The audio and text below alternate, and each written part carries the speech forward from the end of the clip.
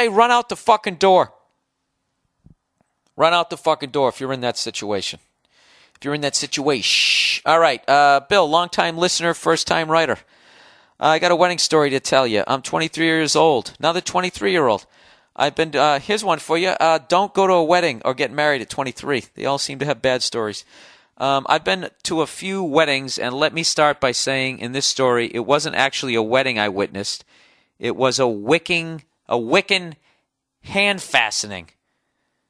Okay, now for those of you not familiar with the Wiccan religion, I just want to state at this point, neither am I.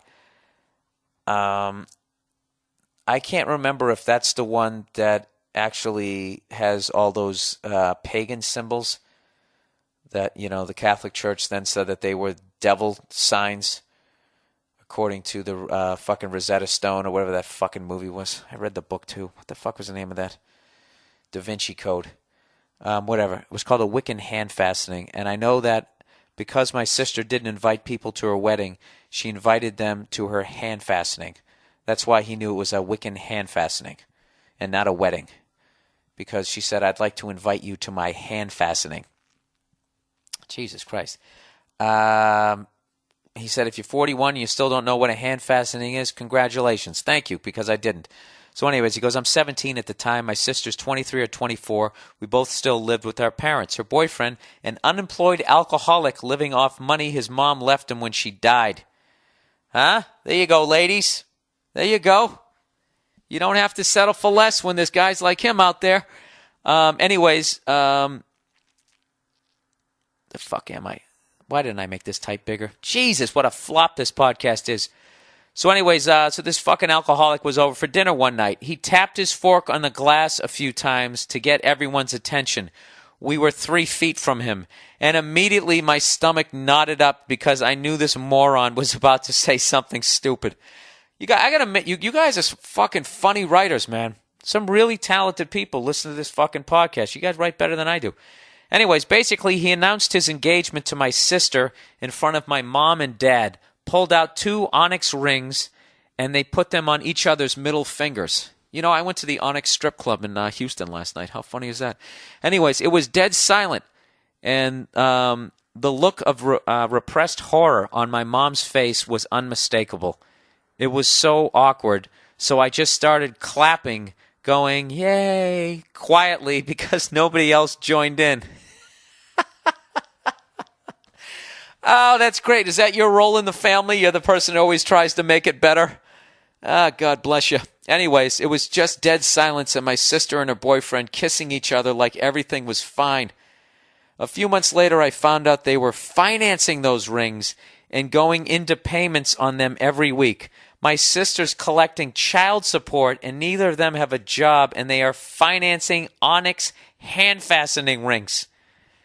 Jesus Christ. Jesus Christ. I can't believe there's more to this story. All right, here we go. Fucking knee deep. I got to go the rest of the way. All right, anyway, so it finally gets to their hand fastening day, and they're doing the ceremony right on Newport Beach. It's in the middle of the day on Sunday in the summer. They didn't reserve a piece of beach or anything. They just showed up and go, hey, let's have the wedding here. The family we had... I got to sit close to the damn screen. I can't read anymore. The family we have near the beach mostly all showed up. Oh, the people who live near the beach mostly showed up. There were about 30 or 40 of us. None of us are dressed in beach clothes. Half of them are in suits and dresses. There are no chairs. There's not even an altar. Everybody's just standing around hot and they can't sit down because there's no chairs and they don't want to ruin their clothes. My sister shows up in an all-black gown with a veil. The boyfriend is wearing like a tux with his face painted like one of the Misfits, kind of like a skeleton face. Jesus Christ. It sounds like the episode of The Office. Anyways, they don't do any traditional wedding stuff. They just go right up front of the crowd with their Wiccan priest or whatever. The Wiccan priest is basically just a friend of theirs. He reads a bunch of stuff from a book in some other language. My sister and the boyfriend are responding in some other language. Nobody has any idea what's going on. Then all of a sudden the boyfriend pulls out this crazy-looking knife with a what? A hilt? I don't even know what that is.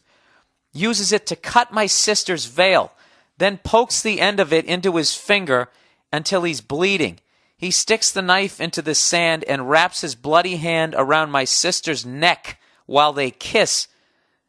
The stoned hippie priest holds up his book and says something loud in that different language.